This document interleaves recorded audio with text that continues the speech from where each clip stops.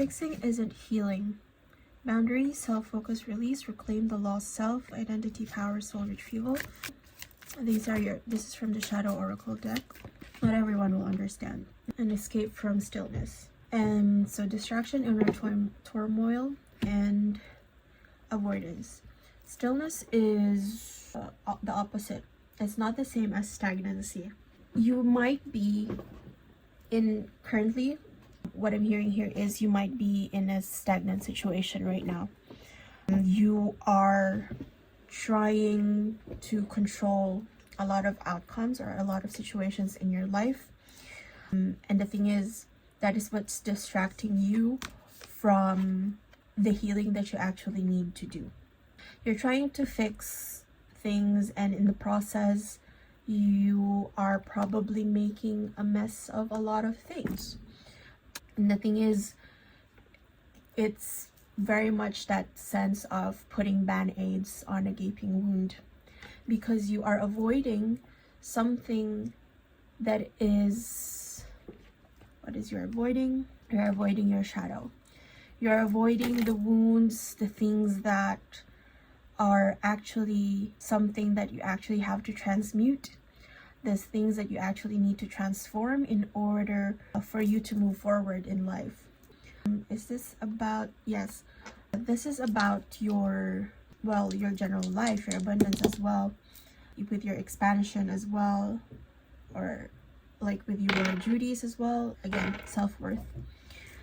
You are in the current state of fragmentation, and you are currently looking for a lot of approval from outside sources and not understanding your own. What is happening here is you are looking towards the outside instead of working on the inside, and kind of shedding a light on who you are on the inside, on the things that actually hurt you from the inside, which then gets reflected on the outside world. What I'm hearing here is not everyone will understand. Isolation, authenticity, self-trust. I think you were experiencing a lot of lack of self-trust actually, because there might have been individuals in your life that told you one way or another that this is how things are supposed to be. As we go through life, we learn norms, we learn culture, and I understand that it's difficult to unlearn them. And what the spirit is calling you is, not everyone will understand. You don't have to please everybody, because what is most important here is to actually please yourself. Pleasing yourself is not as evil as they make it out to be. It's only when you please yourself and hurt other people, because they are an extension of you, because we are all connected through one source. What you do to others, you do on to yourself as well.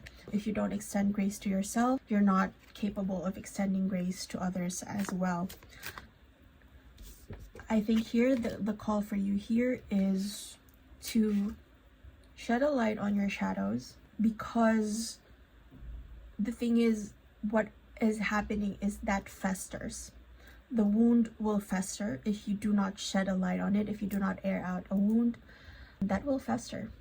That will fester, and that will build some resentments, and it will be kind of hard to untangle them later on. And then you will just end up being like, oh, I don't understand why I'm in a certain situation right now. It is very much reclaiming the lost self, is reclaiming who you are, who you truly are in your wholeness, and really being whole onto yourself, not without regard for others is what I'm hearing, but I'm hearing here is like, right at this current moment, you do not need to place so much attention or value on what other people think of you. I think what is asking you here is, what do you think of you? Do you like who you are when you are alone? Do you like your own company? Because if not, then how can other people or other energies, and for example, money as energy, romantic partners, they have their own energetic signature. How can they enjoy their time with you if you yourself do not enjoy the time with yourself? That is what I'm hearing here.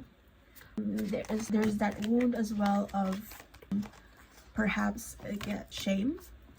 The thing is, the hope here is what you're learning is you yourself actually deserve peace. You also deserve peace, and the hope here is the sun will shine again. And a brighter future awaits. You are walking through a portal of hope. You are walking through a portal of transformation, and this is like a really steep valley, and I understand and I feel here that you have been through so much adversity, but it is in the adversity that it was testing us. It was testing us about what we need to say yes or no to. And the thing is, one of the most important things was learning that, oh, I'm allowed to say no to this. As I said, there might have been guilt here. Release the guilt, because as I've said, if you are looking towards external validation, or like if every move that you make is not empowered by your own decisions or empowered by your own self, you might feel guilty towards other people that you feel like you're letting down. Release that, because you are in the process of becoming. You see here, the door is cracked open, and thank the wounds, thank the adversities that brought you here. I know it's not always easy to do so, but it is in those moments, it is in that climb, it is in that journey, it is in the process of, it's in those dark times where you were just planting. That is actually the main story. You don't tell the story of when you are already on the top of the mountain. It's not the juicy part of a story. The best part of the story is as you are ascending, and you are in that process of ascending. And Spirit is asking you here to be grateful. Be grateful for the situations that shaped who you are in the current moment, because these are tools that you will use, that you are going to be able to use. See, acceptance isn't resignation. So these are like you are stepping into a new future. The door is open and you have stepped on outside. That is beautiful. You are surrendering to this, and perhaps this person isn't a jetty, right? Jetties are a liminal space. You're a little bit on land, or you're a little bit on water. You're standing on water basically. But here, this person is walking towards a new dawn, and there's a lot of things that might be unknown. There's a lot of things of maybe you don't know how other people will react, but what is important here, and what I'm hearing here, is you deserve the peace that you can afford yourself. Be at peace with yourself, be at peace with your own decisions. It is in the stillness that you will find that peace. Meditate as well, because there's a lot of noise. There's probably a lot of noise around you, and the thing is, like, see, quick fix as well. You cannot make this up, and by trying to control things, it's not actually healing you. You're just trying to fix something temporarily, but what's happening is you're bypassing your healing, and healing takes time. And I think here is also calling you to be compassionate with yourself, and your fullness is sacred. Like, you in your wholeness, you, like the shadow and the light. I'm hearing here from K-pop Demon Hunters, when darkness meets the light, this is what it sounds like. Because you, both light and shadow, not just the light, not just the good parts that people see. When we are able to transmute those shadows, that is actually what makes us worthy. That is what makes us palpable. Like, that's what makes us real. That's what makes us authentic. And holding your inner child, because your inner child might be asking you right now, right at this current moment, to give it the attention that it needs. Give it the attention that it needs. And then let's wrap this up with an angel card. All right, let's see. 6664. A wake-up call for you to examine your current situation and change the direction of your thoughts so you can raise your vibration to a more positive frequency. And 4, you bring stability and rationality to any situation. You are the rock, and your hard work and perseverance make you a dependable friend, partner, and colleague. You're coming in to a level of stability, and this was because you have centered yourself, because you worked on yourself on the inside. From the inside, the outer world will reflect what it is that you worked on. And 333, you are being called upon to use your spiritual gifts as a light worker, assisting all of humanity live your truths and be positive light to others. You are powerful.